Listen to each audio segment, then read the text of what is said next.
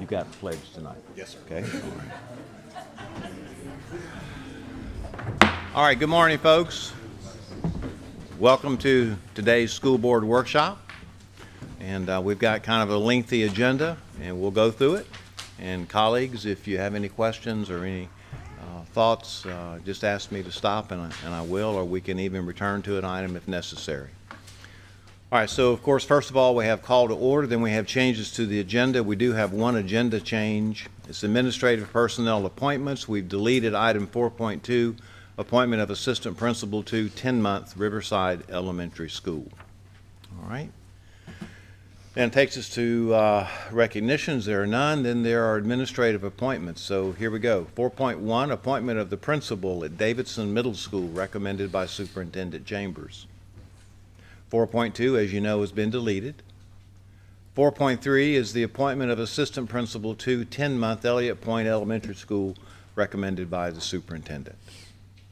Then we have Section 5, public comment. Section 6, committee and staff reports. 6.1, in-county travel paid for May 2025 by Ms. Perry. 6.2, out-of-county travel paid for May 2025 presented by Ms. Perry. And then 6.3, updates to Okaloosa County School Health Services Manual 2025-26 presented by Ms. Schroeder, Student Services.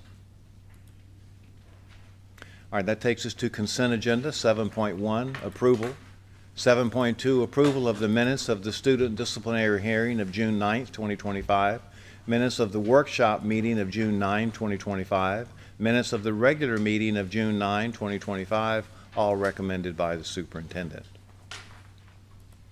7.3 is appropriation of District 3 School Board member capital outlay funds to Elliott Point Elementary School for fencing in the amount of $14,387.31 presented by Ms. Linda Vanchek and recommended by the superintendent. 7.4 is request to advertise a public hearing for adoption of the 25-26 Code of Student Conduct, Elementary and Secondary, presented by Mr. Humphrey and recommended by the superintendent. I have a question on that, Mr. Chairman. Yes, sir. So I see that we had 4 attachments there. 2 are English and 2 are in Spanish. Do we have a policy on when we decide to take it out of English and to what language, and where does that stop or start? Just curious. I've never seen it except for this time. I don't think we have a formal policy, although this may be an administrative direction. I'm not sure. Mr. McInnes, do you want to address the policy issue? I'm not sure it's policy. There may be a requirement that this be published in both English and in Spanish. Be a state I law. think it's a legal requirement that we publish it in both. So is your question that it's not in any other languages, only in those 2? Well, that's one question, and then what particular things did we put in Spanish versus other announcements? It's the first time I've ever seen an announcement come across the board that's in English and Spanish. I got typically things that go out to all parents that we would translate into Spanish because we have a high population of Spanish speaking in the community. And I think we do have the capability of other languages if requested, correct? That's correct. Anything further? Thank you, Mr. Humphreys. Thank you, Mr. Heinley. All right, that takes us to 7.5, request to advertise a public hearing for new school board policy 02-22 risk management claims settlement presented by Mr. McInnes and recommended by the superintendent. I have a question on this one. Can we, Mr. McInnes, would you explain some of the policy reasons for having this one? Yes, sir. This is simply providing authority to the superintendent to authorize settlements up to certain limits in claims or in pending legal matters.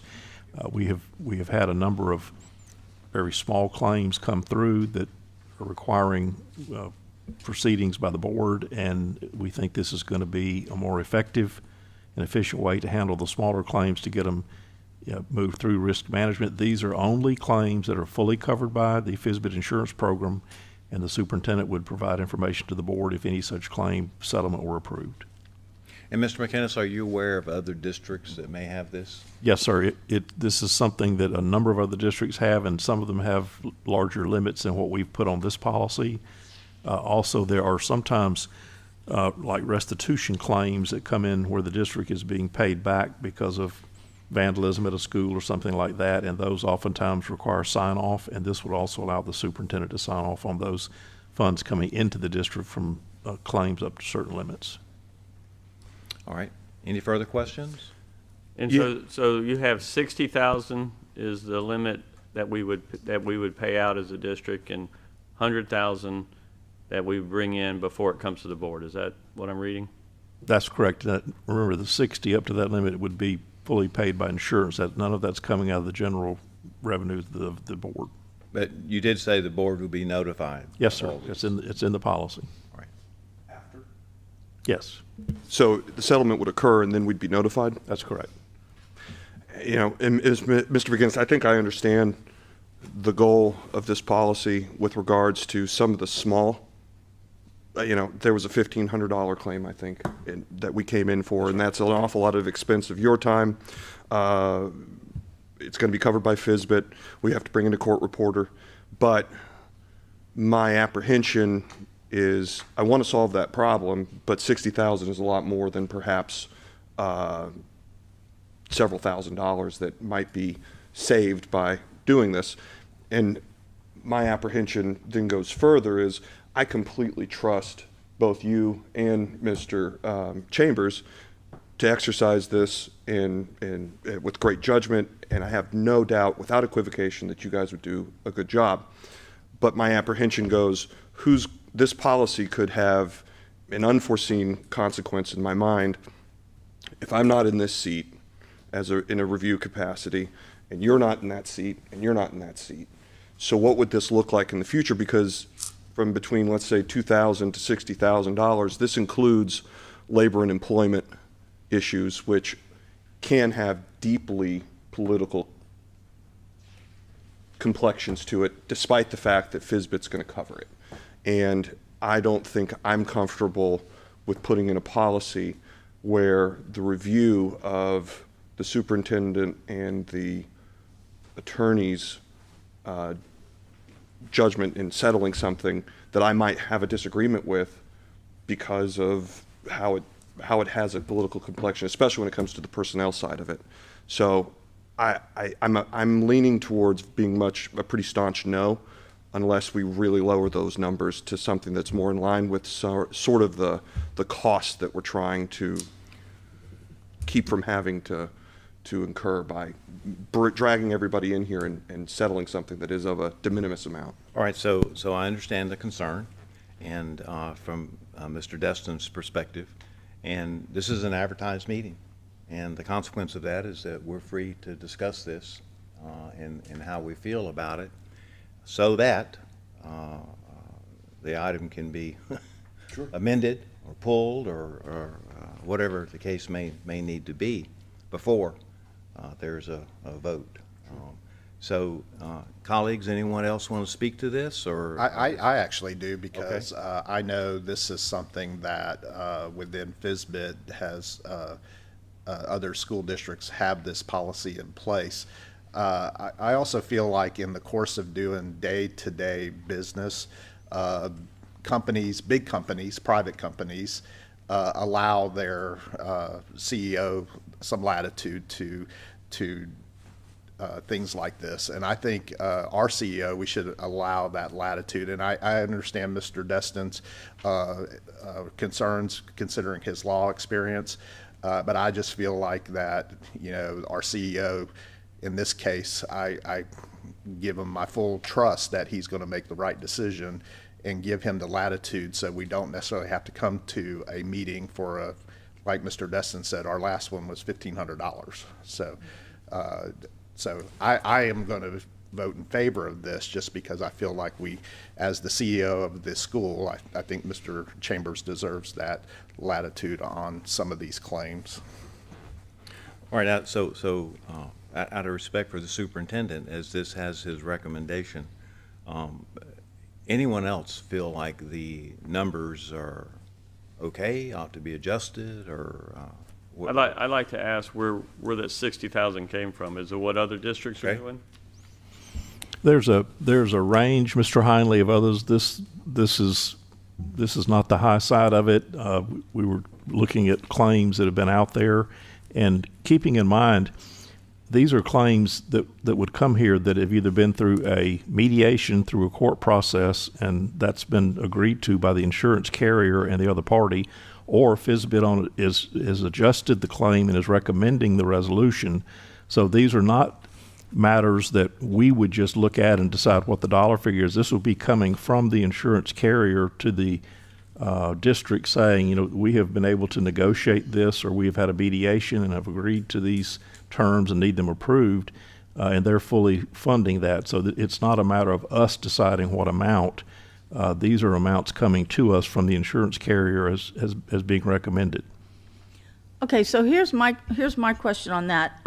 So let's say the scenario is that the superintendent has approved something, you know, up to the 100,000. He approves it. So then, how is the board notified of that decision? He will then notify the board that in the case of that number, that is money coming into the district. That's not money being spent Okay, by the or district. okay, then what about the other piece? The notification is the same either way. He would notify the board if a settlement like that has been approved. Okay, because I'm thinking towards the public, and what, you know, when they look at it, the board typically does that action on those. So, and that once the actions happen, it becomes public, right? Yes. So they'll be thinking, okay, the board did that, but actually the superintendent made that decision. With your authority. Yeah, with our authority, but not necessarily, and I'm just kind of picking apart here, not necessarily our approval, because we didn't vote on it. See what I'm saying? Well, can I Yeah, just jump interject in. real quick? So as your trustee for FSBIT, I'll just say that FSBIT is doing everything in their power to save us money when it comes to these settlements. I personally think that, you know, like Mr. McInnes just said, the checks and balances are already there. They're just coming to the superintendent, or they would come to us for approval. So I think giving the superintendent that approval that we would probably approve, Right, would be able to help him be able to do his job a little bit more efficient on smaller claims. And let's be real, claims today, 60,000 is Small. not like it was, you know, 10 years ago. I mean, they're dropping the buckets, and most businesses will tell you they'll settle for 60,000 instead of prolonging it where they'll spend hundreds of thousands and just be able to move on. So Mr. Destin, again, going back to your concern, was it more the amount or just in general? It is very much in general, but it's probably not enough for me to say no if we lower the dollar amount. In general, you know, we only have so many silos of authority and review as a school board.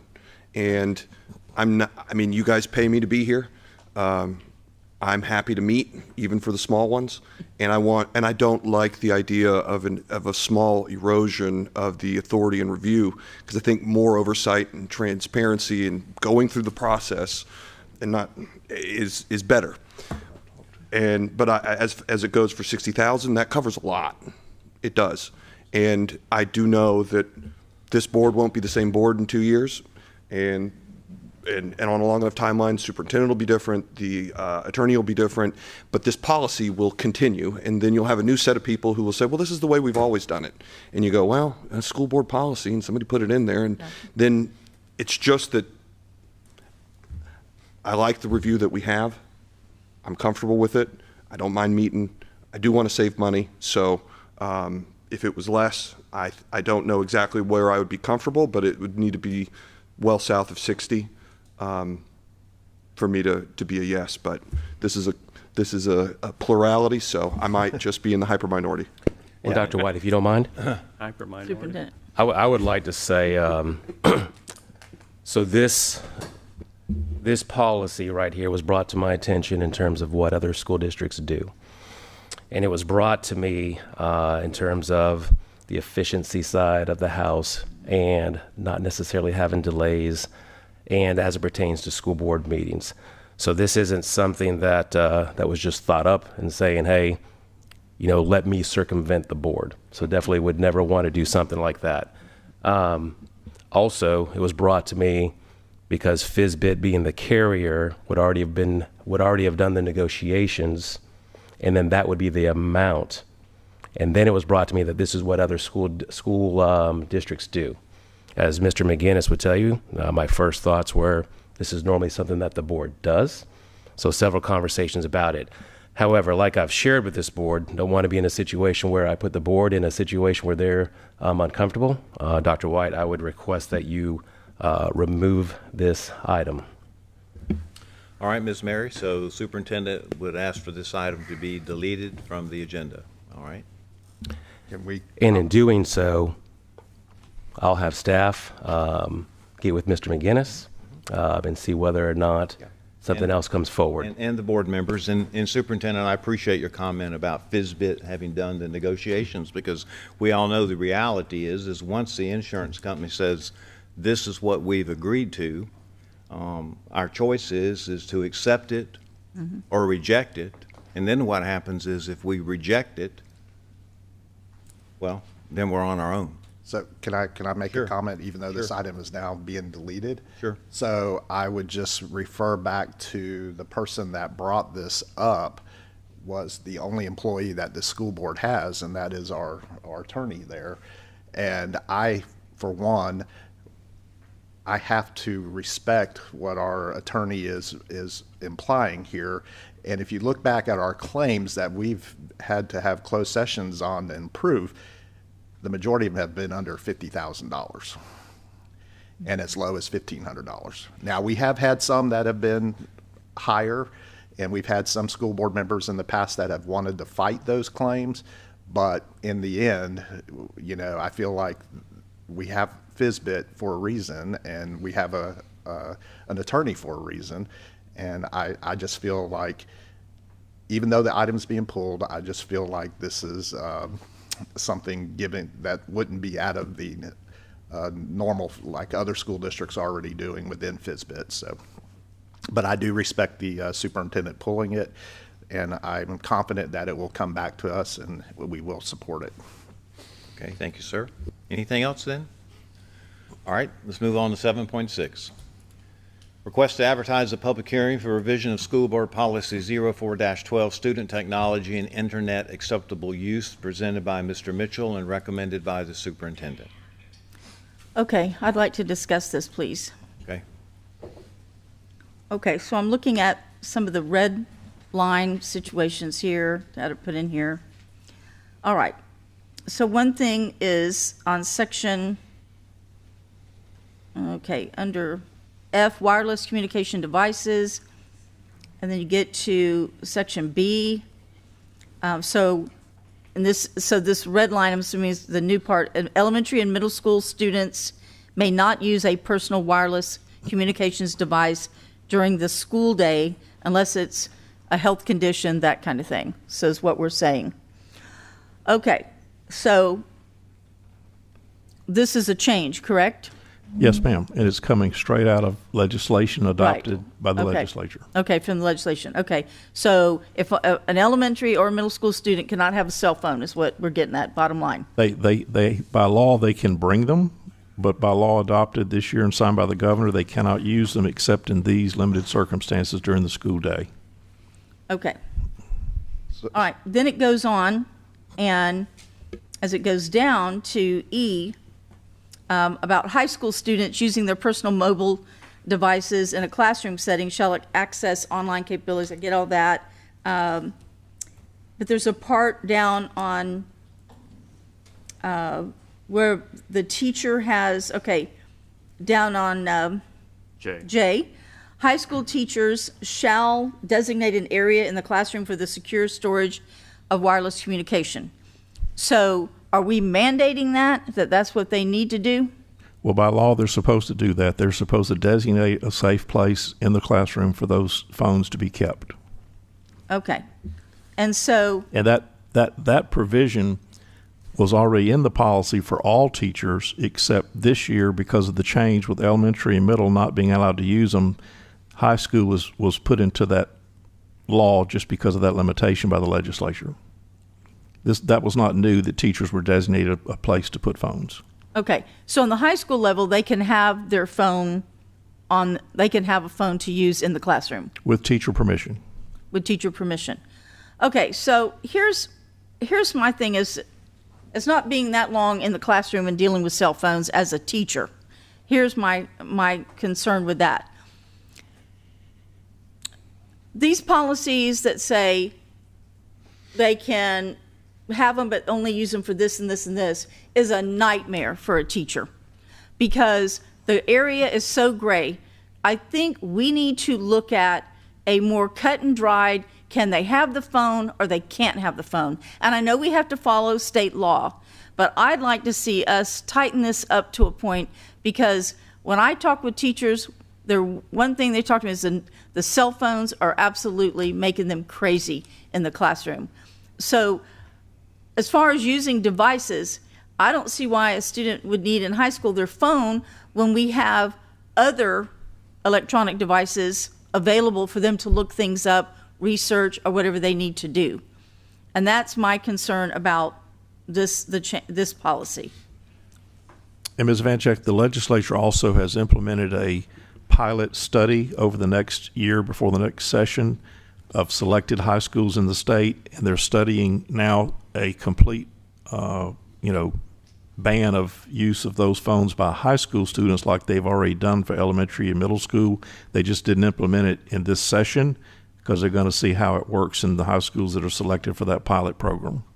And if I can follow up just from dealing with FSBA on this particular item. So even though now the law strictly says elementary and middle school students cannot have phones, there was latitude for school districts to do it in the high school level. And I believe there's like 3 counties in the state that already have it where high school students cannot even have them in the school. It's from the time they get there to the time they leave. And from what I've heard from those school board members, it's really working really well for their district, and kids are adapting to not having their phones there because they do have other technology they can use in the classroom. So, I'd like to remark on Ms. Vancheck's comments. And you said the teachers say that it's a nightmare. Mm-hmm. Well, this gives them authority for them to say no. Put your cell phone. Okay, but here's what happens. All right, you're fine with it, okay? Mr. Heinley's class, no problem. Ms. Vancheck says there's not going to be a phone in mine. That's fine. No, it isn't. Why not? Because the students, I think there needs to be a set policy, because students are not good at adjusting. When they go to your class, they can have a phone out. But they come to my class and they can't. And it causes a lot of disruption. I've been there, done it. So a couple questions really quickly. I think that you're giving the teacher authority. Okay. The law is giving the teacher authority, and they can say no. Dr. White, Yes, sir. our current policy as it pertains to cell phones before this revision at the high school level is a teacher has the ability to have students take out the cell phone for instructional reasons. Does the teacher have the ability to take out cell phones for any other reason? Define instructional reasons, I guess. I don't think so. No. No. The purpose of it is, again, we were following the law, and I do understand it does become a problem, but it really is giving the teacher the flexibility. We are not one-to-one yet, especially at the high school level, so devices are limited at the high school level. So if a teacher says, we're going to research this, they have the ability for a student to take out their phone and use it. Otherwise, the student should have that phone either in the designated place in the teacher's classroom or in their backpack, which could be the designated place. So in terms of the conversation of what Mrs. Vancheck was saying, which I understand, what Mr. Heinley was saying, which I understand, but a teacher, unless I'm wrong, has the autonomy to have them currently bring out a cell phone if it's for instructional reasons. And then when they go to the next class period, if that teacher's not going to have the cell phone come out for an instructional reason, then those phones should be up. They go to the next class period, if someone lets the phone come out just because they're allowing the phone to come out, well, that's against the policy. Correct. so can I just follow up on? Sure. So our superintendent over the last 4 years has had us do roundtable meetings with students. And I know out of all those meetings that I've had with the superintendent, we always bring up cell phones. And I will tell you that the students, it's not as bad as what people might be thinking, that they're just flipping out their phones. Most of the kids are saying they like the idea of not having their phones out in their classroom. They really are starting to have more interaction with other students and things. But I can just tell you that from our conversations with the Laurel Hill and Crestview students, they don't have a problem with it, with the law changing to where the phones are not available to them. I think people outside of the schools might have an issue with that, but I think the students in general, just from our discussion, they're okay with that. They're okay with not having the phones. I do have a question regarding in the classroom, but what about the school buses? It says something. We've got, Did I miss that? the board, there's a reference here under K. We addressed that. There were issues being raised by the transportation department and the drivers, and we went in and addressed that and gave the bus drivers authority over the use of those phones on their buses. Some said that students used them quietly and kept them occupied while traveling, so there are certain things allowed, but the bus driver has control over that. Okay, all right. I obviously missed that. So, Ms. Lightbourne, I want to ask you, so you said we don't have one-on-one devices, particularly in high school. So as our assistant superintendent of curriculum, do you feel that it's justified in still allowing high school students to access their personal device in a classroom with teacher permission? Yes. Oh, okay. So you think it's still a Yes. legitimate? I think until we're one-to-one and a student has a device that they carry from class to class that they're able to do work through, that it is absolutely appropriate at the high school level, yes. So, Mr. Chambers, so are you feeling like that same thing, since we're not there, that it's justifiable that as a district we not make a policy that there's no cell phones in high school classrooms? So I'm not at the no cell phones in high school classrooms at this moment. Right. Because I think we would be doing a disservice to some students of not being one-to-one. I do trust our teachers to allow students to bring out cell phones at the appropriate times and then not allow them to bring it out at the appropriate times. Now, I'm not naive. We can have the absolute most outstanding teacher in the world, and you're going to have a student who's going to have that cell phone down here, whether there's a place to put it or not. And we have some students who are quite talented at typing or texting, even when they're not looking at the keyboard. So I'm not naive to that, but by and large, I trust our teachers to be able to utilize those devices when they need it, understanding that if a student is not doing what they're supposed to do with the device, to hold them accountable. Well, it's not that I don't trust teachers, I do, I think that, but I just know that it makes for many times a challenging situations for teachers fighting a cell phone, that when students are, like you said, you have that, and then if I'm coming along and I catch you doing this, okay, then I have to stop my instruction as a discipline thing, then it becomes an issue, and it just seems like if it were more cut and dried, you can use it or you can't use it, it would save those teachers from, having to deal with the discipline. I'm just thinking of the teacher's situation there. And I don't necessarily disagree with you, and I know wholeheartedly you trust teachers. So I know that wholeheartedly, but I think until we're at a point where we're one-to-one, I think it can be disadvantaged for certain students. But now let's go there, because I want to be clear. So if we were to go to one-to-one, there's a substantial cost to go into one-to-one at the high school level. As you know, we've done it at the elementary. We're in a pretty good spot at the middle, and I'll even say at the secondary level as well. If you remember a number of years back, we were Mr. Mitchell, 5-to-1, 6-to-1. Senior management started with a 5-to-1 ratio. And where are we now? Better than 2-to-1. So we're almost there. So we're getting there. So we're getting there. We're getting okay. there. So that's justifiable. So that I think is what should be our take on it, or statement, is that until we can get that one-to-one, which we're close, but of course that's an expense, then we're going to allow teacher authority to prevail in the classroom when it comes to personal devices. And just because we're talking about this, and I appreciate that we're talking about this, so where does the funding come for this? In essence, it comes from the capital side of the house. And as you know, we have an aggressive schedule on the capital side of the house, as well as the half cent side of the house. But always we have the ability to make adjustments. But this discussion has been there. If I had my druthers, I would say cell phones should not be in classrooms, period. But we need to have devices so also teachers who utilize those technologies aren't hampered as well.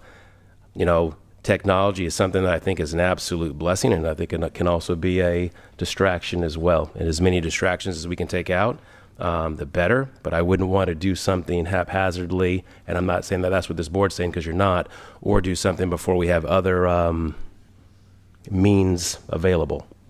Well, I appreciate you saying that, Mr. Chambers, that you would be in favor of making that statement. And I do agree, until we can offer that to students, we need to stay the course. But I do think that this board and the district does need to look at, in our capital, moving towards that goal. And we have some, but I think that could be a priority, as this has now come through the state and has made a statement. And now that we're looking at this, so we would have to stay with this particular way of the policy, but I see it coming, and I think that should be the direction. I think it would help those teachers in their instruction and discipline a lot. Mr. Chairman, I'd like to make a Yes, sir. operational observation for my board members. All right. The teacher of the year at Crestview High School, when I observed her class, she made her students walk in and put their phones in a designated area, a little thing, and it went perfect. It worked great. And she was in control of her class, and that solved that problem. Right. And along those lines, I appreciated what the superintendent said, that it might be our goal to one day not have them in the classroom. Meaning, I'm assuming, that they could still have them Correct. at school. They could bring them. Absolutely. Transportation. They can have them for safety and security purposes. Absolutely. But not in the classroom. Correct. That is a laudable goal, in my opinion. Yes. I also have a question on FA. It's more of a syntax question, and maybe technology, I don't know what I'm talking about, but here it says, unless otherwise provided by this policy, such devices must be turned off and securely stored on silent during the school day. Well, if it's turned off, isn't it silent?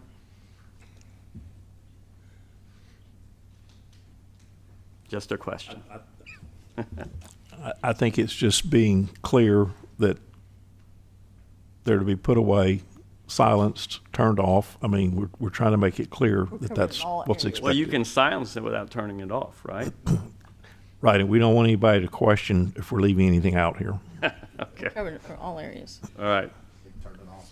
I haven't really weighed in on it, but I was a bit persuaded by Ms. Evanchek's statement on the ambiguity. There's a lot of issues in my mind, having experience trying to regulate cell phones with teenagers in our restaurants. And the problem our managers have, if I deputize, each of them have a different approach, good cop, bad cop kind of thing, and those kids will dogpile the weaker one and take advantage of it, and then it becomes very problematic for the one that comes in, because it creates other issues within the management process of running the shop, because you're the one that has to be the rule. You're the one that's the stick in the mud, not letting us be on our cell phones and things like that. Like, I see this being a little bit problematic, and I'm not a teacher. I only have you guys to rely on as former teachers to tell me what's going on. And Ms. Appleberg, is there a consensus that you can detect amongst your membership of how, because I really want to understand how the teachers feel, because that's really, they're the ones that the rubber meets the road with them. I can appreciate you asking. I can agree. I think this is a healthy discussion, and we can appreciate this kind of discussion. Are cell phones an issue in the classroom? Absolutely. Teachers spend most of their time trying to police cell phones and the usage and things like that. But this day and age, and especially in the high school realm, it depends on what you're teaching, on what really you need. It depends on if you're doing some kind of CTE course and you don't have a one-to-one device. It depends on if you're just teaching in a math course and maybe you don't have as many needs that day. It could be if you're teaching in ELA and you're trying to have the students, create PowerPoints or trying to do something.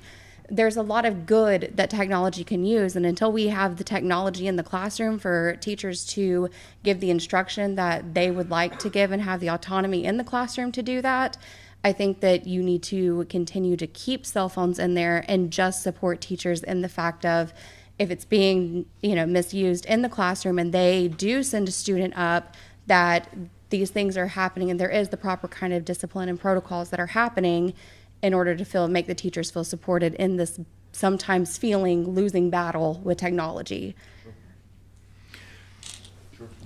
Point well taken. And Mr. Mitchell, going back to the superintendent's comment about not in the classroom, any projection, or might you be able to provide us with the projection on at another time when we might be at a 1-to-1 ratio in the high schools?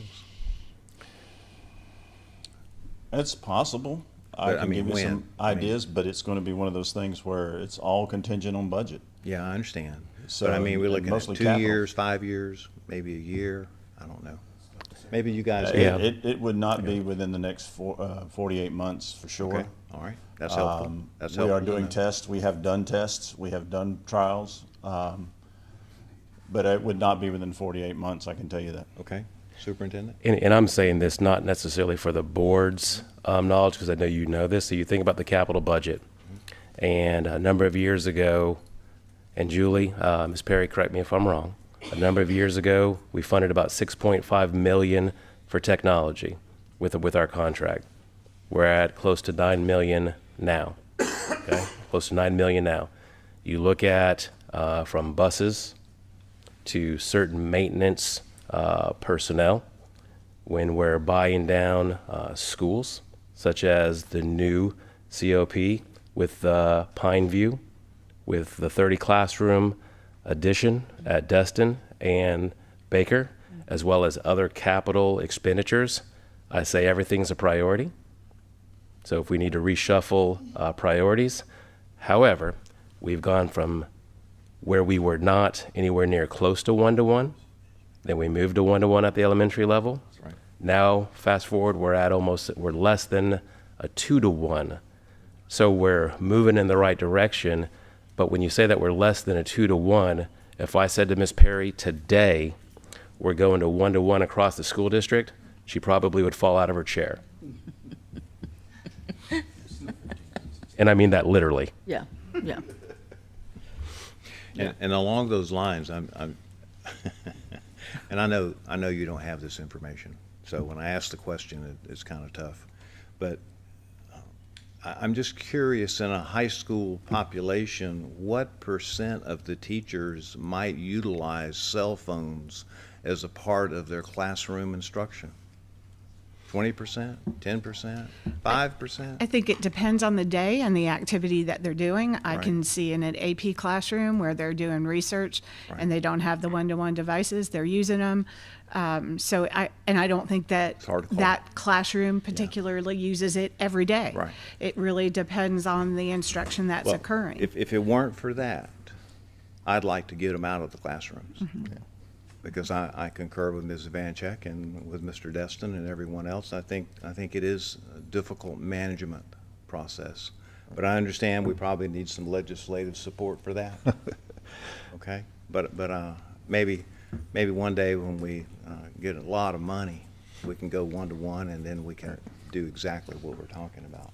Well, Dr. White, if I could follow up on what you just said and what Mr. Heinley said, everybody has said so far, you just hit on something there that Ms. Lightbourne would probably, I would venture to say it's probably less than 20%, maybe even less than that that those students are using them for instructional use during the day. I would just guess that would be a fair thing. But Mr. Heinley made a comment about the Teacher of the Year at Crestview. So obviously I go into Crestview quite a bit, Laurel Hill quite a bit, and I see where the teachers there have control over those phones, because the kids will come into the classroom, and the majority of, and they'll just put them away. They know to put them away. But like Ms. Appleberg said there, is that the teachers know they're going to have the support from the staff. And I think that's what's important, is the teachers knowing that they're going to have the support. The kids will do it as long as they know that the teachers are going to have that support, and that there's going to be a consequence if they do try to sneak that phone out and disrupt the class or anything like that. So, Absolutely. Anything further, colleagues? Yeah, I want to ask on the part where we're not allowing them in elementary and middle school. So if we do vote for this policy, how are we going to, will that go in the student code of conduct? Is that what's going to happen, so that parents are aware? So we've talked about some mass pieces of communication to go out, because we do know elementary and middle school students do bring them.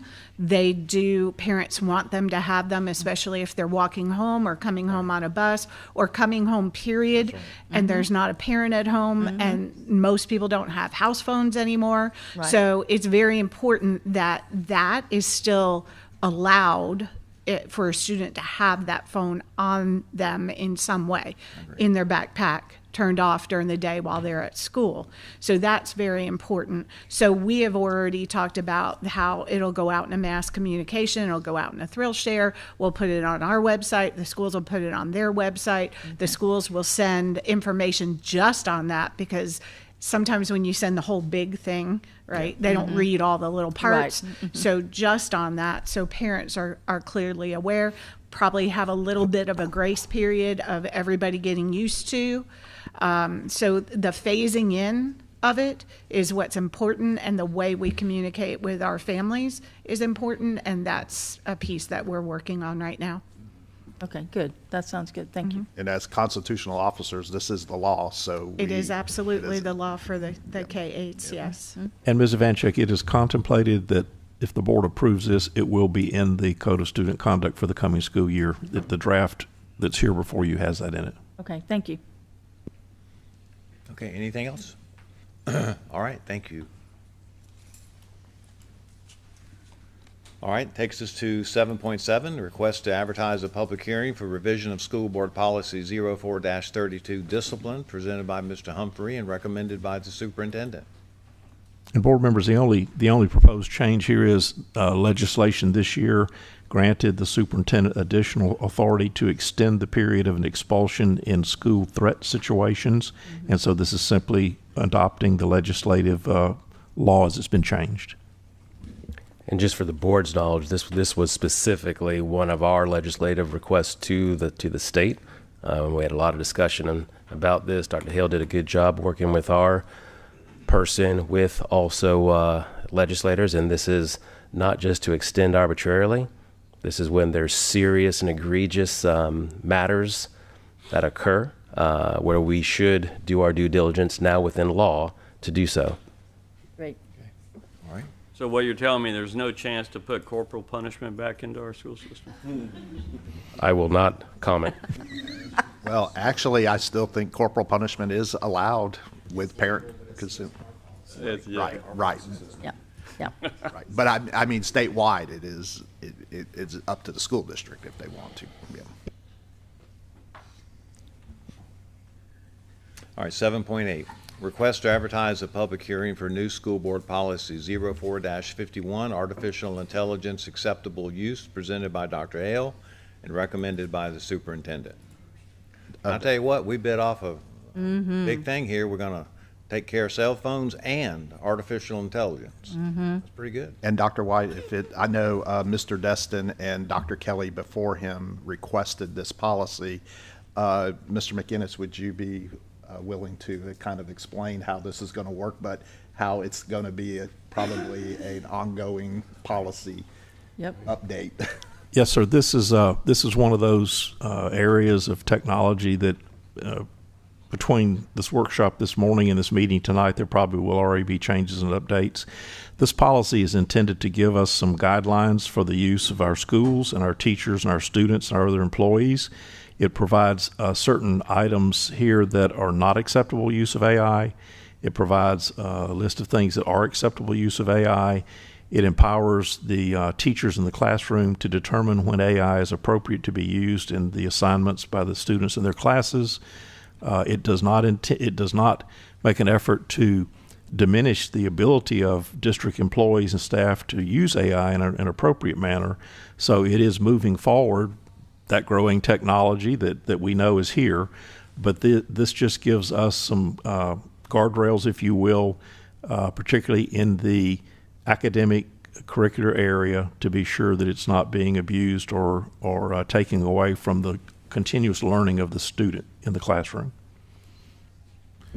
And I would just also follow up, Mr. McInnes, thank you for your work on this. I know you received a lot of information from us board members, and you took guidance not just from the state of Florida, not just from local or counties nearby, but across the country to craft this Yes, sir. policy. So thank you for your work on that. And just so the board will know, this policy draft was reviewed by the technology department. It's been reviewed by the human resources department. It's been reviewed by the curriculum department. So all affected departments have had it and have it went to the unions, the associations have had a chance to see this policy. I think that all the stakeholders that could be affected by this policy have had input, and a number of them made requested changes which were incorporated. So everyone hopefully is on board with the policy. Mr. Chambers, can I ask you, would you explain, because this is a deeply complex issue and a lot of it's going to roll down to the teachers, one, their use, but also refereeing the use of students and the cheating element in the classroom. How exactly are we going to make sure that the teachers understand this policy and how that they can call balls and strikes? So anytime, and that's a good question. So anytime when we bring out new policy, especially policy that's going to impact the classroom, Ms. Lightbourne and her group will work with our principals, and that'll be something that will likely occur in the July principals meeting, as well as information that goes out prior to that as well. Principals will then take that information during pre-planning, bless teachers' hearts and our principals' hearts with all that they have to get out to our teachers and staff, but it'll be disseminated that way, and that's usually what's best in terms of things that are in writing, and then also things that are discussed collaboratively in faculty meetings. Thank you, Mr. Changer. And Mr. Destin, I would add that in an effort to give some flexibility in the way in which this is actually rolled out practically day to day, this policy does provide the superintendent and his staff the ability to produce administrative guidelines and other criteria that may be needed as they see how it's affecting and how it's working. That is in place here. He has the authority to do that. Terrific. And Dr. White, I would say to this board and anyone who's listening, and I would reiterate that I have no doubt that we'll come back to this policy, and there's pieces of the AI that are fantastic instructionally of how it can be a tool, and then there's pieces that, as you know, a student or anyone has the ability to say, hey, create me this, whatever this is, and then it's done without the intellectual thought. So that's what we want to prohibit, but if it can be a tool, which it can. And so my piece to all of this, and this has taken a while to get to this policy, Mr. McInnes is, because if you remember at the very beginning, almost nobody had the policy. Mm-hmm. So Mr. McInnes and staff researching this, talking to other districts, in-state, out-of-state, to where we are today. And my piece was, I do not want this to be a deterrent or something that prohibits teachers from utilizing it the right way or students utilizing it the right way. Where we are in our country, AI is used every single day. Mm-hmm. And if we have the ability to teach students how to do it the right way, I think we're going to set them up for success and let them know we're not going to tolerate it being used the wrong way. All right. Mr. Bryan, I think you said Ms. Appleberg. Do you want to comment on this?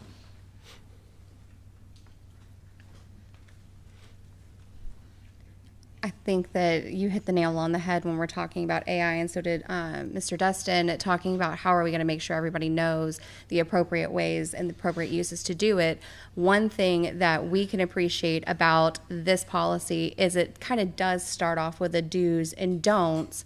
But one thing that I kind of want to make sure that is on everybody's radar, and it's something that Mr. Mitchell does a very good job about, is making sure that we understand when it comes to rules and student data and student privacy that we don't unintentionally pass those things off when we're talking about AI, trying to use it appropriately. So I want to just make sure that we are going to make sure that everyone is trained on how to do that. So the teacher might be using it in an appropriate way and not even realize that maybe they might have crossed those things. So I just want to make sure that we kind of keep that piece on our radar, because there's a lot of unintentional ways that mistakes could be made when it comes to AI, because it's so new for everyone.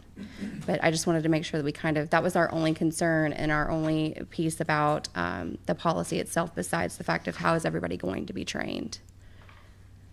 And she makes a very good point, Mr. Chairman, and there's actually a provision in here that it is not to be used in any way that would violate the FERPA laws, which is the federal law protecting student records and information. All right. Anything else?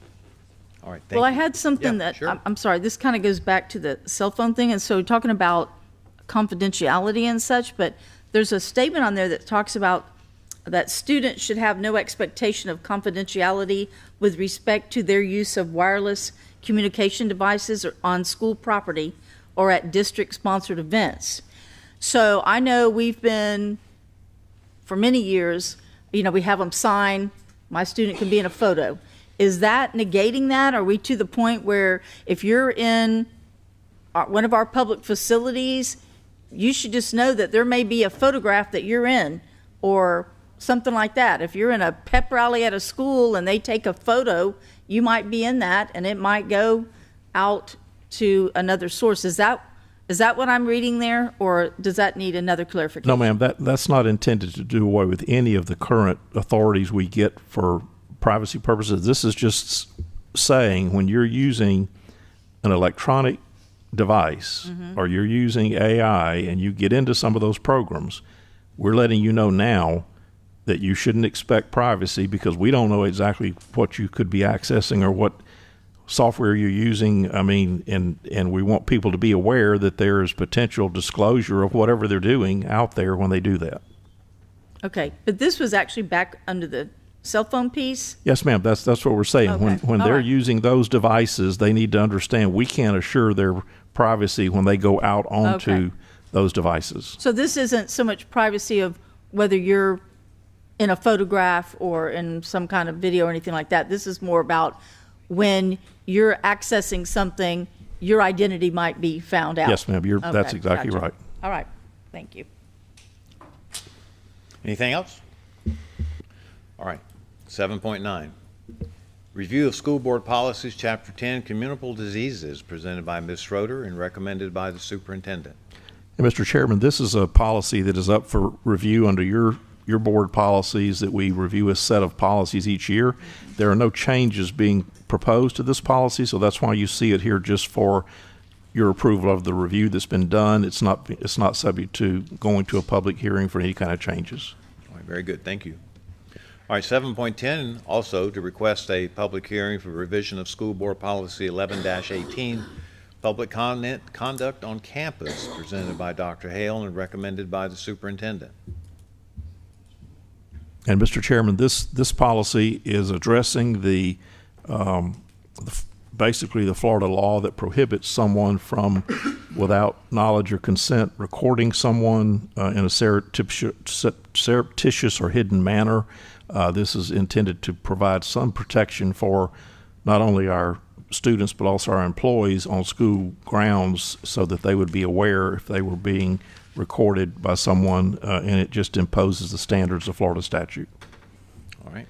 And I do want to reiterate, Dr. White, Yes, sir. as Mr. McGinnis just said, protecting the privacy of our students, but also protecting the privacy of our employees. And we always want to be within the law, but the privacy of our employees is also very important. But I also like in this, it's talking about conduct of individuals in public situations, like at a board meeting or in a school setting. I think that's good, that people should know they have to act appropriately. This is also broad enough to include some of these new devices we're seeing that, like the glasses that can record people, and the other person who's being recorded just sees glasses. They don't really know that. We use language here from the statute that talks about any type of mechanical, electronic, or other device, so it's intended to capture anything, because once again, that technology is changing daily. So, Thank you. All right. Takes us to 7.11, Budget Amendment Number 9, Fiscal Year 2024, presented by Ms. Perry, recommended by the Superintendent.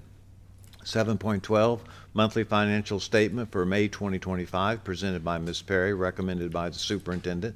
7.13, Invoices to be approved for payment, presented by Ms. Perry, recommended by the Superintendent. 7.14, School Donations, presented by Ms. Perry, and recommended by the Superintendent. 7.15, Payroll Warrant Register and Accounts Payable Warrant Register totaling $33,573,971.99. Self-health insurance claims and fees totaling $3,620,723.37. Bank transfers totaling $20 million for May 2025 by Ms. Perry, recommended by the Superintendent. 7.16, Municipal Advisory Services Agreement between the School Board and Ford Associates, presented by Ms. Perry and recommended by the Superintendent.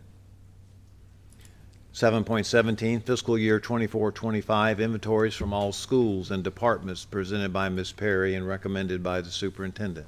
Dr. White, can I Yes, just sir. comment on Sure. all of Ms. Perry's items there?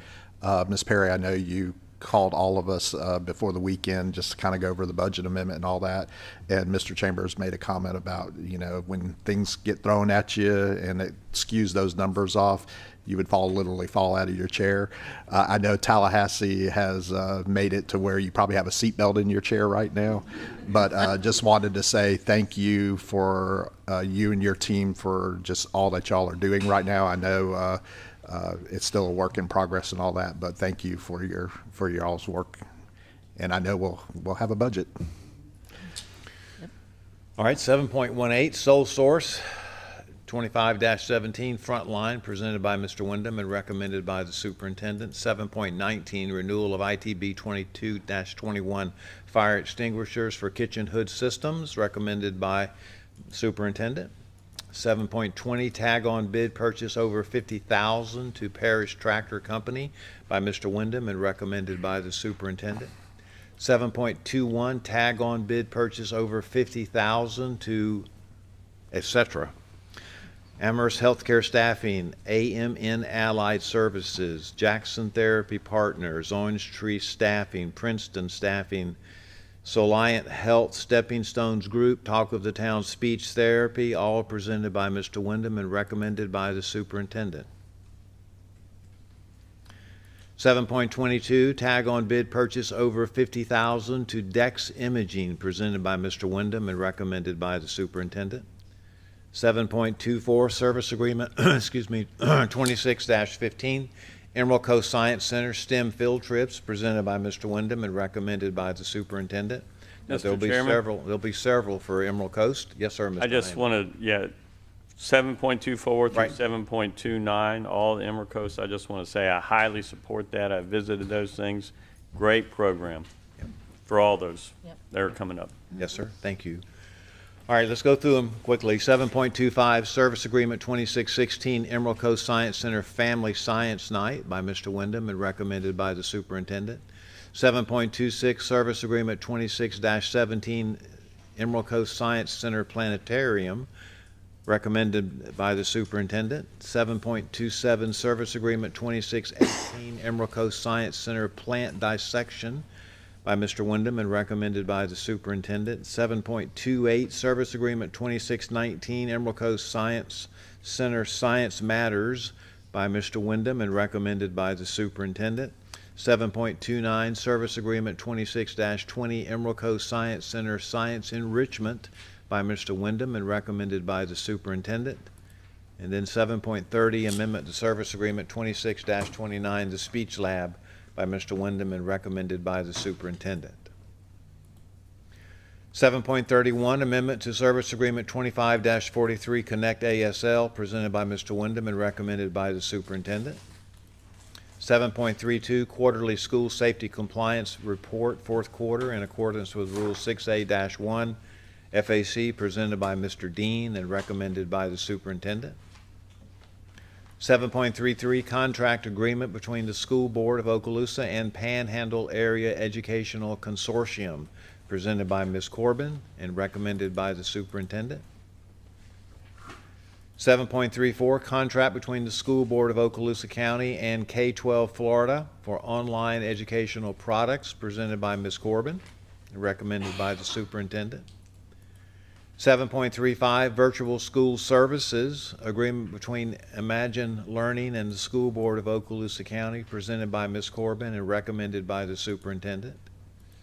7.36, contract for full-service schools between the School Board and the Department of Health in Okaloosa, presented by Ms. Schroeder and recommended by the superintendent. 7.37, cooperative agreement between the School District of Okaloosa County and Emerald Coast Children Advocacy Center, presented by Ms. Schroeder and recommended by the superintendent. 7.38, contract for health services between the School Board of Okaloosa County and Aventia Healthcare, presented by Ms. Schroeder and recommended by the superintendent. 7.39, school readiness provider, presented by Ms. Barron and recommended by the superintendent. 7.40, school readiness provider contract by Ms. Barron and recommended by the superintendent. 7.41, State of Florida Voluntary Pre-Kindergarten Education Program statewide provider agreement for fiscal year 25-26 by Ms. Barron and recommended by the superintendent. 7.42, contract between the School Board of Okaloosa and Northwest Florida Ballet for the 25-26 school year, presented by Ms. Barron and recommended by the superintendent. 7.43, underground distribution facilities installation agreement between the School Board of Okaloosa and Florida Power and Light Company at Pineview School by Dr. Smith and recommended by the superintendent. Now, there'll be several of these. 7.44, agreement to grant Okaloosa Gas District a 15-foot wide utility easement at Pineview School by Dr. Smith and recommended by the superintendent. 7.45, underground distribution facilities installation agreement between the School Board and Florida Power and Light at Baker School by Dr. Smith and recommended by the superintendent. 7.46, agreement to grant Florida Power and Light an underground easement at Baker School presented by Dr. Smith and recommended by the superintendent.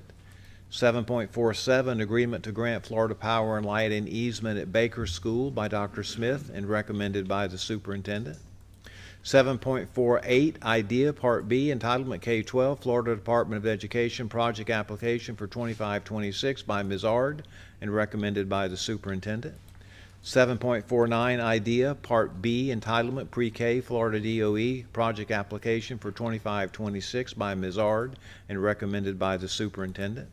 7.5, cooperative agreement between the school board and the Early Learning Coalition of the Emerald Coast by Ms. Held, specialist in student services and recommended by the superintendent.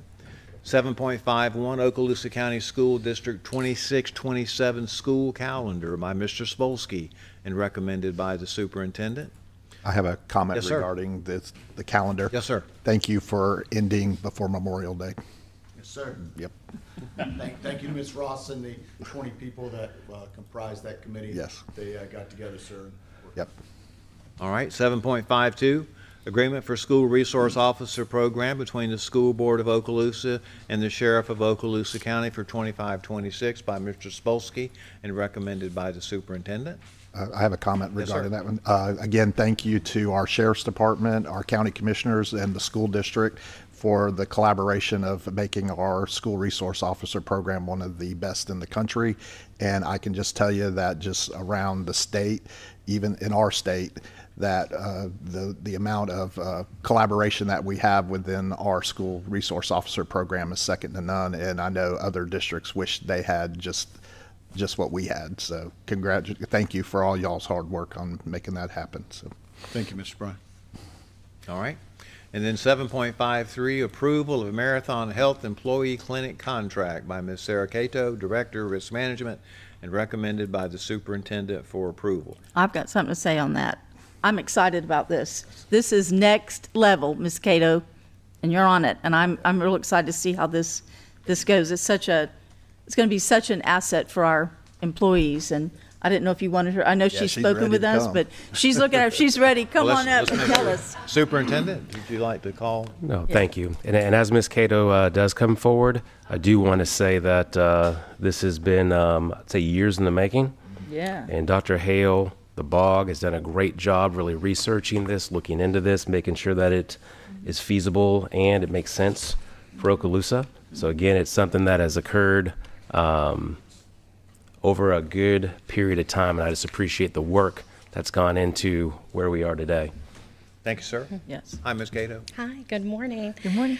Yes, I did the same thing that Mr. Chambers said. This was recommended by the Benefits Oversight Group, and then under the direction of Accentria, our broker, and then, a collective here, right? So what we're trying to do is bring the employee health clinic to the employees of the Okaloosa County School District. There's a couple of things on both sides that are going to help, right? So on one side of the house for the employees themselves, this helps with their benefits because they're going to be able to go to a clinic or urgent care facility for themselves that them and their families will be able to go to as long as they're on the insurance of the district. And then this helps with missing time. So these are soft components, right?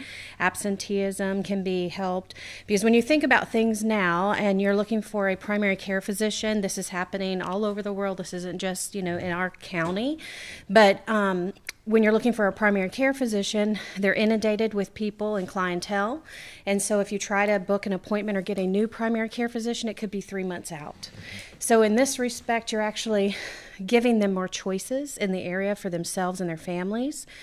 And also, and that's on their side, right? So they can also leave with some pharmacy generics like antibiotics, blood pressure medications, etc.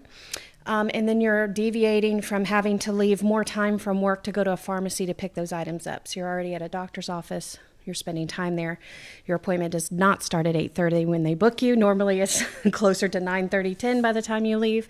Then you have to go sit at a pharmacy because even though they said they sent it, when you get there, they're like, oh, we never got it. Then they start working on it and they're saying it'll be ready in an hour, right? These are just normal, realistic things.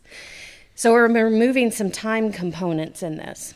And then on the district side of the house, for the employer side, we're taking claims and redirecting the claims through this clinic.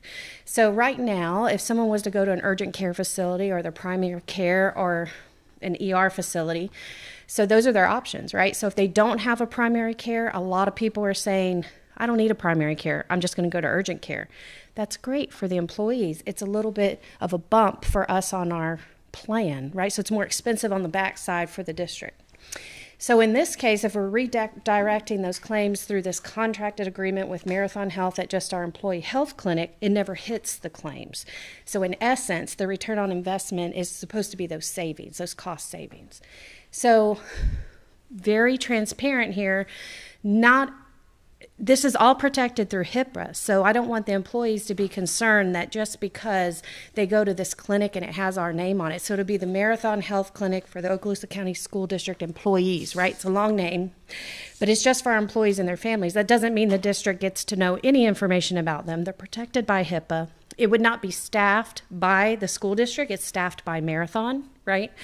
So there's a lot of components here, and it would take educating the employees, but we'll go out, my team will go out, Accentria will be with us, the union's willing to help to discuss it if this is agreed to, and we will hit the ground running to try to educate everyone and help them understand what does this mean for you? How can this benefit you? So there's a lot of an education component there. The last thing I want to present, and I hope you'll allow me, is just to discuss the return on investment. So I don't want to stand here in front of you and say, this is going to save us all this money, and we're going to do great. I believe that with all of my heart, and I've seen it in my past life at my other place that I used to work at, right? However, in the first year, when you're trying to get utilization and build education and get all of that, it takes time for people to trust it, to understand it, and how it would benefit them. So in the first year, are we going to see a huge reinvestment? Probably not. But by second and third year, we are. And that's going to be tremendous on our health side of the house for reserves and to help implementing these benefits processes that we're trying to do and keep being proactive and not reactive. This is another component of that. Ms. Cato, first of all, I want to say thank you for the long conversation Sorry. that we had, and you answered a lot of questions that I had about this, and I think I told you I was grateful for all your work and the work of all the other folks trying to bring this benefit to our employees. I'd like to ask, and you sort of alluded to it in a previous life, do other entities like the school district and the school board in the state have such employee clinics? Yes, sir. Currently, the Escambia County School District has their own health clinic. They also are using Marathon Health.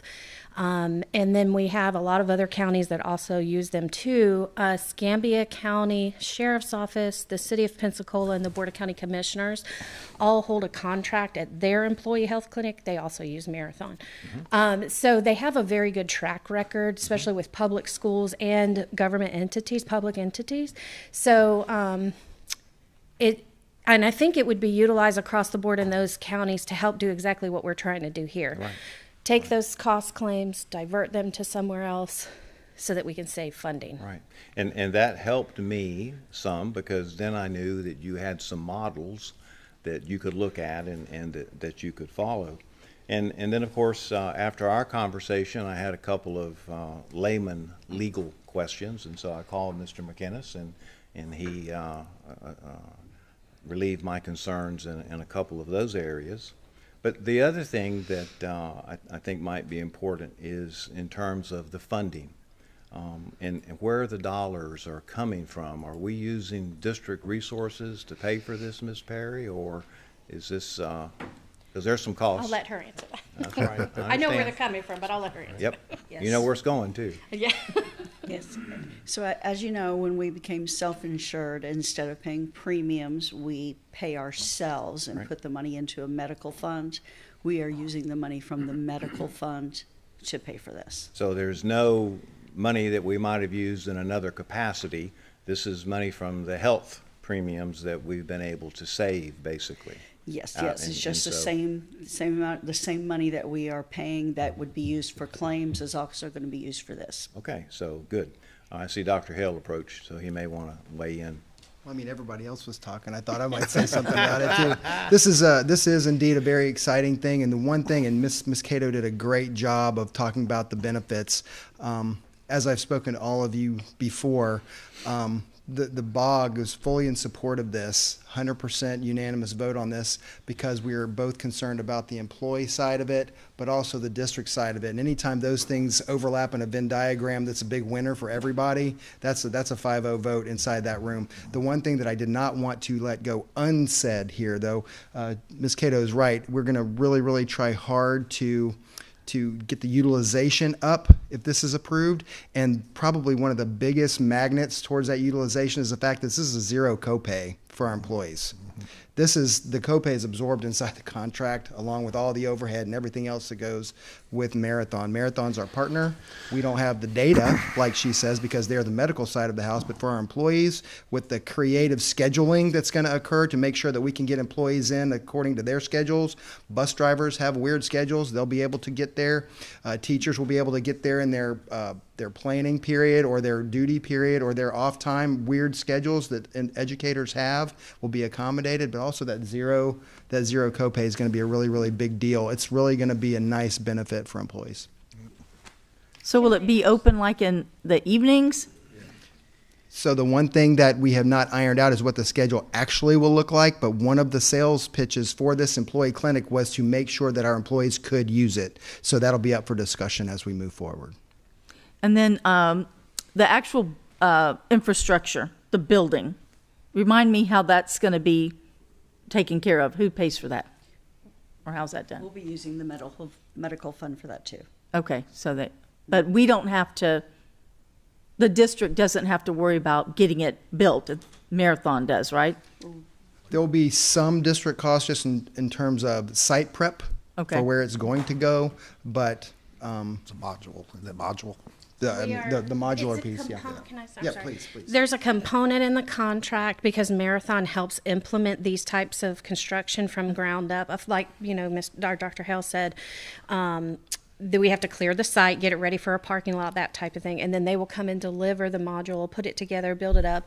They have the contracted agreements for the medical kind of wholesale distributors that we don't have access to on a regular basis. It's a pass-through cost for us, though, because they will align it with the furniture and the medical, you know, components in there that they need to use for their labs, those kinds of things. One of the other things I want to paint a picture of, too, is what that looks like using our benefit plans. So we have 3 different benefit plans. We have a couple different rules for each one of them. But say you were to, as an employee, you're on our health insurance and you want to go have your labs done and you have a doctor you like. You say, well, I'm not going to use that clinic. I have my own doctor. Well, I understand that, and that's great. Let's keep doing that. But you go to your own doctor and he says, you know what, we need to get some labs done for you. And currently we can use LabCorp or Quest, and that's going to cost you some money out of your pocket due to co-pays or whatever it is on that structured plan you're on. Well, we have it through the clinic where you could take that request from that doctor, and instead of having to pay up to $250 out of your pocket or using your HRA that's given to you by the district, you can go to the clinic and get it requested there for free. That's just one example. Right? So it's just beneficial all the way across the board in a lot of different ways. Are there going to be bumps along the way? Yes. But we're going to iron them out as we go, right? So that's the plan. I think the biggest bump that we're going to see to be in the road right now is that we only have one location, and it's going to be on the south end. Yes, and you know, when we first went to the table together with the benefit oversight group, and we're like, you know what, we're gung ho, let's do this. We're going to hit the ground running. We're building 3. We're going to put 3 out. And so then we had to go, okay, let's scale it back just a little bit, because you got to find the right place, and you got to find the right, where is everybody needing it, you know? So did we want to start out strong? Absolutely. But I think after the first year, when we see that there's a lot of buy-in from the employees, then we could structure it to start working on a second and then a third, where hopefully we're doing north, central, and south and hitting all the locations. So that's the ask. Right. One day. Do you have a timeline on what you're thinking if the board approves this, of when you think this will go into effect? Yes, ma'am. So July 1st, if this is approved, we hit the ground running. And then we'll have to work with Grant's team to kind of get that cleared out so that the modular can be brought in, with the expectation of a go live of January 26th. Okay. Wow, that's fast. And that corresponds with, we've tried to correspond it with open enrollment, because then me and my crew, Accentria, the union, we can go out and educate with not only the new stuff for open enrollment coming together, but also presenting the health clinic and explaining what that entails and what that picture is going to look like for them and how to use it appropriately. Well, and I would just comment, one, Dr. White, I had the same conversation with Ms. Cato the other day. Of course, 3 years ago, I can remember sitting at a conference with FSBIT, and this was brought up about clinics and all that.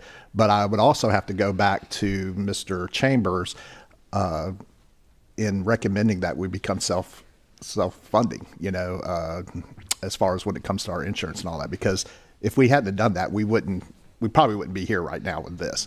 So Probably not. You wouldn't have been able to have the funding for it. So with your, I know, like I said on the phone the other day, you were just so excited. So Giddy, I can just tell you that 3 years ago, I was talking to Russ when he was our risk manager at the time, and I was like, how do we get this? How do we get this for our district? Because other districts within FSBIT were already using it, and smaller districts at that, and just the success that they were having. Then you talked about Escambia County. We knew that was our closest neighbor that was using it. And then Dr. Hale called me and was like, hey, calm down. We're working on it.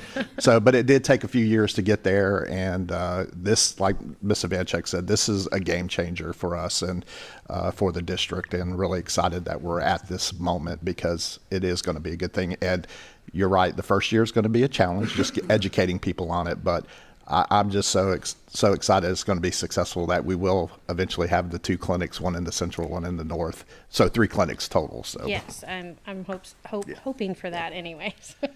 And so I imagine, I haven't seen it, it may exist, that there is a scope of services to be provided by Marathon. That's correct. And And it's actually in the contract that Yeah. was attached. They do have a scope of services Okay. in there. So we will have our own clinic, and then we'll still be accessing physicians and services outside as well.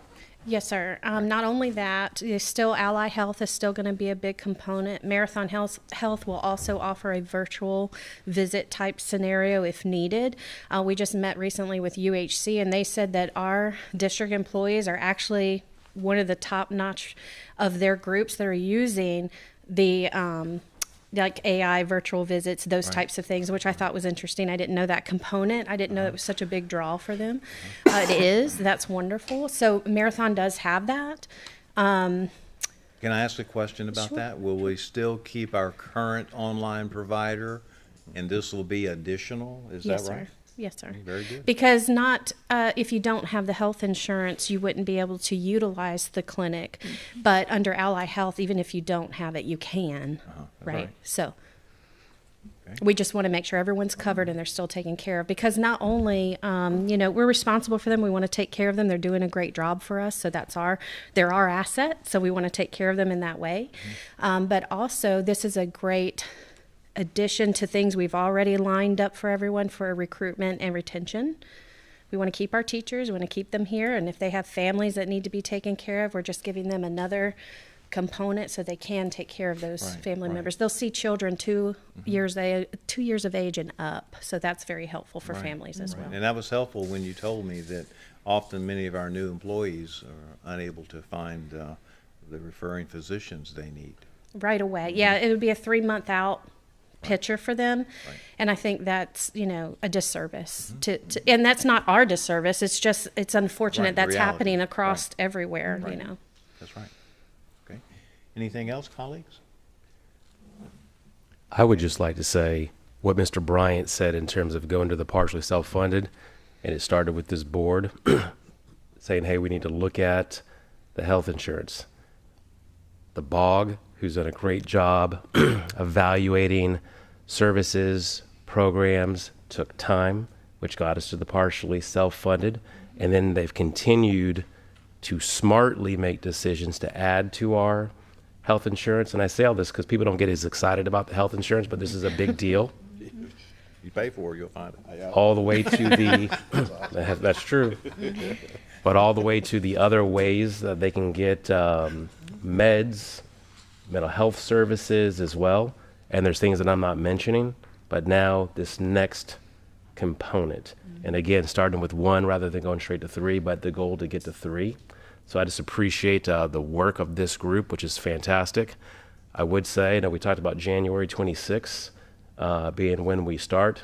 And just like when I say certain things financially, well, Julie might fall out of her chair.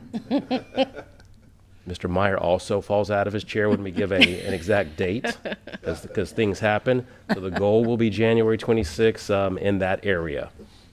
Yeah, that's great. Anything else? So one quick question. So we talked about, I know we have to have a starting point. So why did we choose Fort Walton as the starting point? And you do have an answer for that. I do, but I think I would like Dr. Hale to address that, 'cause he did a lot of footwork. Yes. We just didn't say Fort Walton. There's a reason behind it. No, we did not. We all along the discussion was about starting small with 1 and building to 3, as we've heard over and over. And then the conversation became, well, so who's first? Where do we go first? And the first thing we did was we looked at places. We looked at so where are facilities, where are plots of land, where are things that just make sense that may already exist. Then we had some conversation with Marathon, and they did, or was it UHC? Well, we got some information about population centers where our employees were living.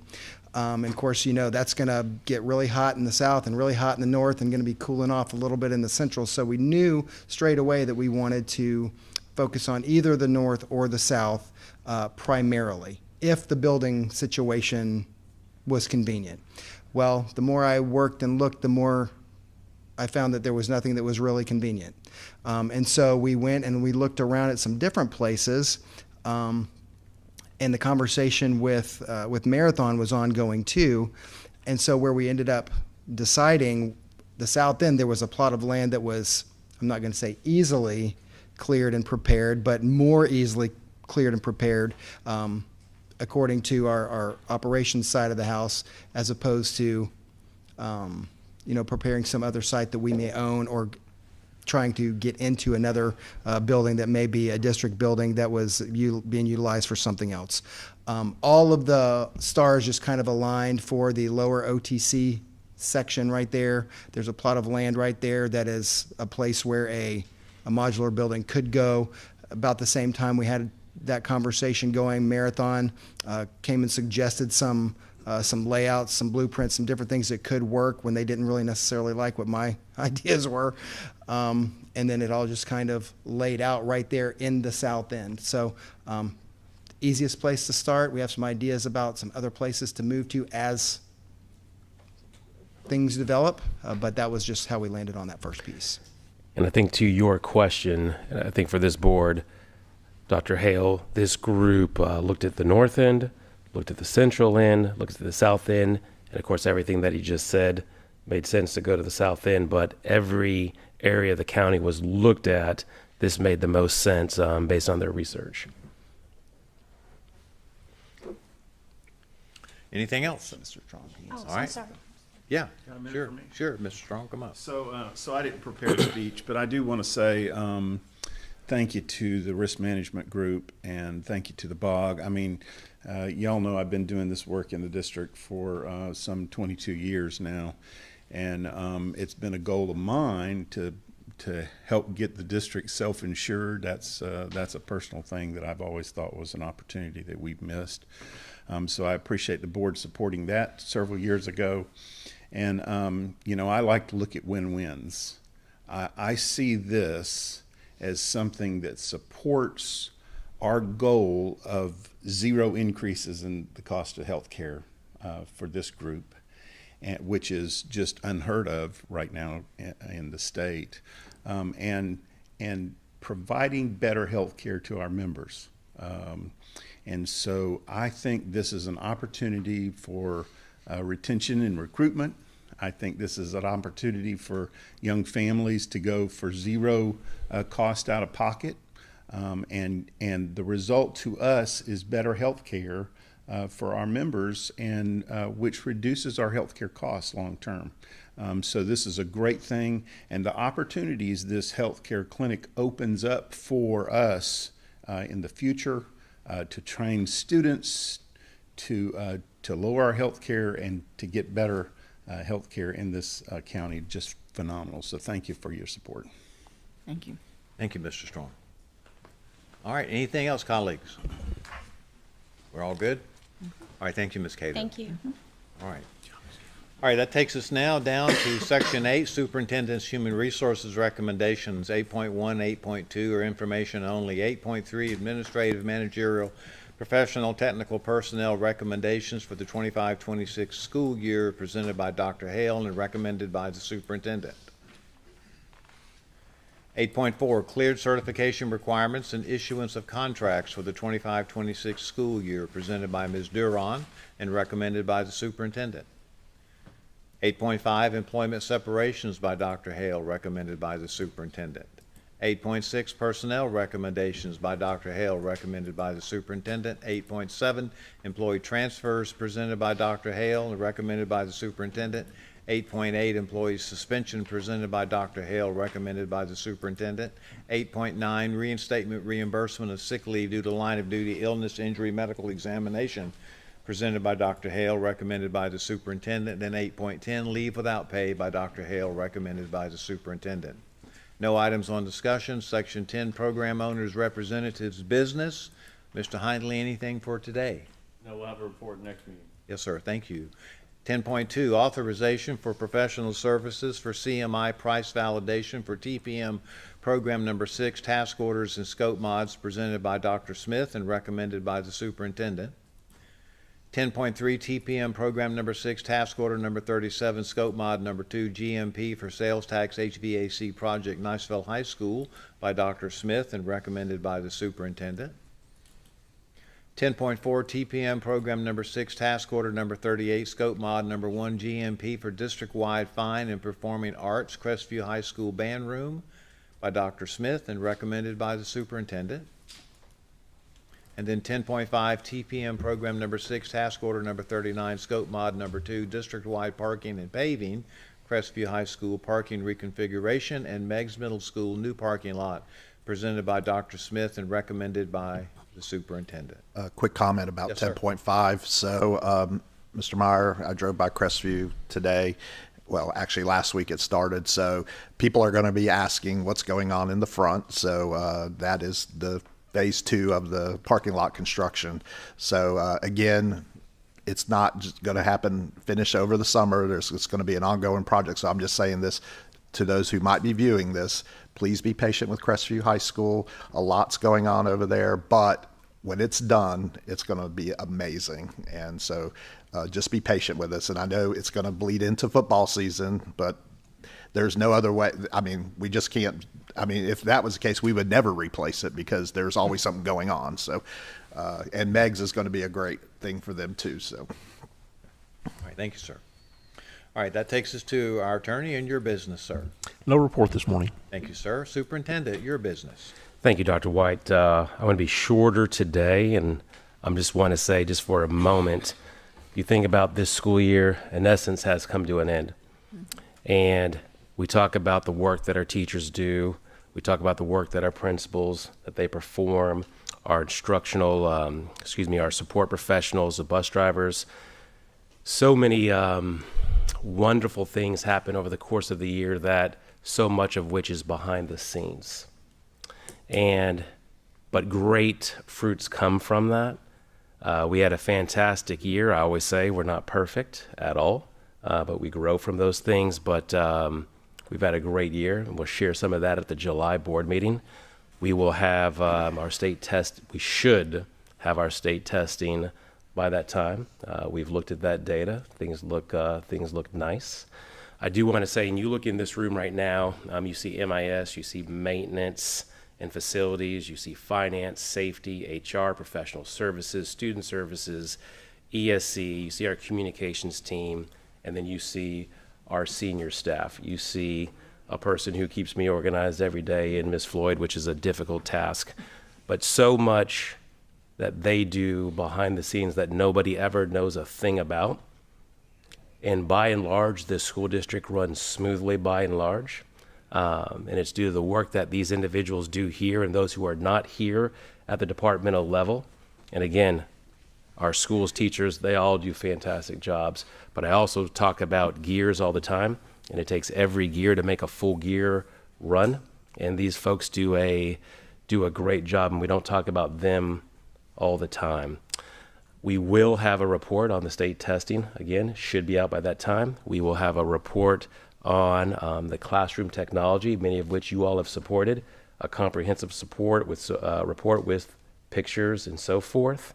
That will come. We're going to eventually have a report on where we are with school buses as well, and continue with our capital projects. So there's a lot that's going to come in terms of sharing information, but just very proud of the work that happened this year. This year's summit, which is this Thursday, that you're all invited to come to, but no pressure, but you're invited. The theme for this upcoming year is be courageous, every day, lead through the challenge. And there's no doubt that public education has challenges. The world is different, and I don't mean that in a negative way. It's just a fact. So being courageous every day, lead through the challenge, is what we will talk to our administrators about this Thursday, and hopefully that theme resonates throughout the year. So that's all I have, Dr. White. Very good. Thank you, sir. All right, colleagues, that takes us to section 13. We have a couple of action items tonight. All right, 13.1, designation of school board members to serve as the advocacy representative and alternate on the Florida School Boards Association Advisory Committee. I would be honored to serve another term, but I do know that other board members might be interested in this. I will just say that serving on advocacy does require some time to attend meetings and to actually participate in advocacy items such as Tallahassee, for instance. But I have been honored to serve, but if there's others that might be interested, I'm not opposed to that either. So. Okay, so I'm sensing there's a motion there. In the event someone else would. Oh, I'm going to make sure, I'll make a motion to put Tim there. Okay, well, he's done. And I would second that. Listen, I think he's done a good job. In fact, he was president for a reason, so. Yeah, there you go. All right, and so who's backup? I think, Ms. Mary, did we look at that? Mr. Destin. All right, Mr. Destin. I'm happy to continue as All right. backup. That okay. would be good. All right, Yep. okay. Maybe Mr. Bryant can probably return the favor then on the motion. Yes, I will just for the record say this will be my last year serving as advocacy, as I feel with term limits and with our board to give ample opportunity to serve in statewide capacities. I'm hoping that next year, board members who are currently serving, would see the opportunity to take advantage of this. So I am honored that I will serve for one more year, but for the fact that we do need to get people moving into these positions because of term limits, I will, hopefully somebody will step up next year and want to do that. Plus, it'll be an election year next year. True that. All right, so that's 13.1. All right, 13.2. This is an appointment to the Okaloosa County Value Adjustment Board, and if I remember correctly, Ms. Ivanchek, you've been serving? Yes, and I enjoy it. Unless somebody just wants that experience, I'll be glad to keep it. I learn a lot from that. It's good to see how other government works. Okay, I'll sense a motion there too. And I'm the alternate, but I would ask that either Mr. Heinley or Mr. Destin would step up to do that. I can tell you that as long as Ms. Ivanchek has done it, I've only had to make a phone call for one item. And But that was because I couldn't vote on it. Because she couldn't vote on Yep. it. So you do have a function Yeah. as alternate. And there's not a lot of meetings, and I have been able to attend all of them. Yes. So they can't do it without one, so. Do we have a volunteer, so we don't have to kind of flounder around tonight? I'll volunteer. It's fine. All right, very good. Thank you, Mr. Destin. Yeah, I can Makes it a hold little, that alternate. makes it a little easier. Okay. All right. And then 13.3 is a school board member travel request, and that's a kind of a routine matter. And then 13.4 are board members' announcements. And so, Mr. Heinley, I'll turn to you, sir. Okay, I'll make this fast. 23rd President of the United States, please. Benjamin Harrison. Benjamin Harrison. That's correct. My other favorite. And the only other thing I would like to say in this long meeting, and especially having to deal with the cell phone, I appreciate Mr. Bryant's intentional cell phone going off during the meeting. As an example. See, I made a point. I wasn't going to say anything. I told y'all. You So- did notice it was the Georgia Bulldog fight song, though. So Turned off versus silent.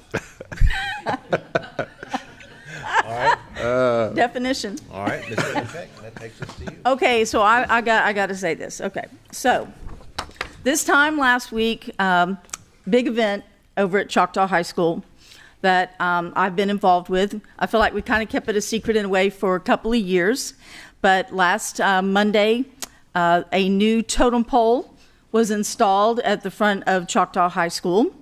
I was grateful to serve on this committee. We actually worked on this 2 years, starting in May of 2023 when we were told that the totem pole that was there could not withstand the new construction. It just wasn't going to hang in there. So we started out with our committee to create a new totem pole. And so I don't know if you are thinking, where do you start to make a totem pole? Because that is something that's a challenge, and it was. So the main goal of the committee was to make sure that this totem pole, which is the first one to ever go in front of the school in the 21st century, was respective of the elements that relate to what it's like to be a part of the school. Totem poles, if you look up some history, traditionally represent a family and their story. So we believe that we have been able to, on this totem pole, tell the Choctawhatchee High School story. and that anyone that has a relationship with the school will automatically recognize many elements, like the Indian has a sun for his left eye, and if you know, you know. But also, strangers, someone who has no relationship to the school, can come up and appreciate the beautiful artwork of it and the concepts that we've represented: academic success, athletic and arts involvement, and community support, which Mr. Chambers does go to the elements of our school district. All of those are involved. And also the word totem does mean symbolic representation, which is what we've done. This new totem pole, which stands 11 feet tall, is made of a poly resin, where the former ones were wooden. It was molded, then painted, and then covered in a marine clear coat, which we expect it to last a long time. I hope that it lasts longer than I do, because it was a challenge, to be honest, so hopefully it's the last one I'm on. There's only one company actually in the country that does this particular kind of molding, and that company is called Icon Poly out of Nebraska, and they're the ones who delivered it. I do want to thank some individuals. First of all was the committee, all of whom are alumni of the school, starting with a fellow named Johnny Himes, who actually created as a student back in 1957 the very first totem pole, and he came and he designed the big green Indian at the top of it. If you've seen it, that was based on his drawing. From there, we had Mark Forsman, who's an artist from the class of 71, who came up with the prototype, helping us with the artistic pieces on the totem pole. Now, two other members of the committee, Tisha Fleet and Elizabeth Mangum, were relentless in researching all the totem poles of the school, the details. They also did a paver project, and these ladies were unbelievable in getting it down to every single detail. And it was a real joy working with all of them, even through some challenges, which you're always going to have in a big project. But they wanted to make sure that we got it right, and they did. My main function was hey, Linda, you go ask so-and-so. And that's what I tried to do. So, and that I want to thank Joel Linder and the Jacobs Titan crew, because I about wore him out on that, including Rich, the project manager, who I think was the happiest last Friday to see that project completed, or last Monday, excuse me, and also along with Lord and Son. Also want to thank Mr. Meyer and Dr. Smith, who saw me coming and actually didn't run, but knew it was about the totem pole probably. And I appreciate you gentlemen putting up with my endless questions and possibilities. And they never refused to answer my question or to take my call. Also want to say we appreciate Jared from Get the Coast for covering it, and Daniel Giot from, it was on Channel 3 News, and that was good. So I also want to say that while I know this totem pole doesn't have the same meaning to those who did not attend Choctaw or work there, or maybe to those who go to rival schools, I do believe it represents how we as a district value the individual schools and their unique qualities, but it also represents the importance of each school in the community that it serves. Mr. Kyle Volhand, who is actually the owner of Icon Poly and who came and brought the totem pole to set it up, was very impressed with the turnout that we had for putting the totem pole up, and he came and told me that he had never seen such a reception at one of his projects and all the things he does, and he goes all over the country. He said, I was just amazed at how many showed up to see this, and he's told me that from that he could tell how much this piece meant to the school and to the community. And that meant a lot to me that he would say that, because we did have former principals of the school there. We had a fellow that was in the very first class of Choctaw, class of 53. We had all kinds of different people there, and so, you know, that meant a lot of things. So we also the district folks. So Mr. Heinling, I think it's item number 24. on can your mark it off? construction All can be right. marked off because the totem pole's up there, and it even survived all the rain we've had lately. And I also want to thank Dr. White because I about wore him out too, and he is also, of course, a graduate of the school as well as being their board member, and I ran things all the way by him, and he shared my enthusiasm, and I appreciate that. So I think it's great. The totem pole is now up, and if you haven't seen it, please go by because you really want to see it in person instead of just the pictures. Thank you. Yes, ma'am, and thank you, Ms. Ivanchek, for all your work, and to all the folks on the committee and Yep. district staff and superintendent and everyone that made this happen. And knowing a little bit about organizations, I'll just tell you that culture and tradition is very important, and thank you for helping that along. It's my pleasure. Glad to do it. All right. Mr. Bryant? Just one quick thing. Mr. Heinley, thanks for calling me out. My duty. I didn't do it. But in the spirit of camaraderie, though, I just want the public to know that this board, is a great board, and we are truly trying to do what's best for our students, our employees, everybody that has a stake in this. And yes, we can kid with each other up on the dais in full public view, but I can assure you that we are serious about what goes on in this school district. And to my colleagues, thank you. To the superintendent, thank you. Mr. McInnes, thank you. And everybody that is a part of the Okaloosa County School District, thank you. So that is it. Yes, sir. Mr. Destin? Well, to hitch my wagon to the camaraderie statement, I only have one little item, but it's just to thank my fellow colleague, Ms. Ivanchek, for the substantial amount of her discretionary funds she's going to be spending at Elliott Point. And that goes to the camaraderie. I know the school district's history well enough to know that those discretionary funds have often historically been spent in a very sort of like a fief way. And what I mean by that is you didn't see a whole lot of school board members going outside their own district area to spend the funds. And a lot of times it was, these are my schools, I spend the money, and you'd have to just about beg to get the other people to spend outside of their district. And this board is sort of thrown that old mindset away, and it goes a long way because we all can see one another's needs in other parts of the district. We can chip in where necessary because it's all a common effort to deal with some of the unique problems that face each of our little areas, and those problems don't necessarily represent the district lines as they've been drawn for us in our seats. And so I really am deeply appreciative for it because I know that in District 2, I represent a big chunk of the South End, and our schools, our elementary schools, and Bruner Middle School in particular, are in competition to keep our kids at those public institutions rather than going to Liza.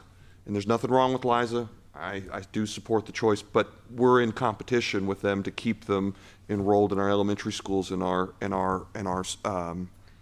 middle schools, and it goes a long way to keeping our parents or keeping our students that are zoned and in that area going to those elementary schools because they are beautiful, because they put off the right sort of culture, and in the same way that this board has spent substantial amounts of money at Longwood to try to turn the tide. Like, that's the commitment level, but there's just an understanding that we work together and that we're pulling the oars in the same direction. And so, Ms. Ivanchek, it was a lot of money. I appreciate that very much, and I know that the Elliott Point folks Glad to deeply help. appreciate it. We're all in it together. Yep. All right, very good. All right, colleagues, that takes us down to 14, public comment, and then we have adjournment. Anything further, Mr. McInnes? No, sir. This meeting is adjourned. 2 minutes.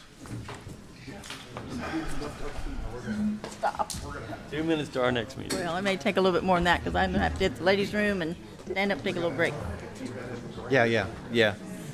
So we'll reconvene at 11:15.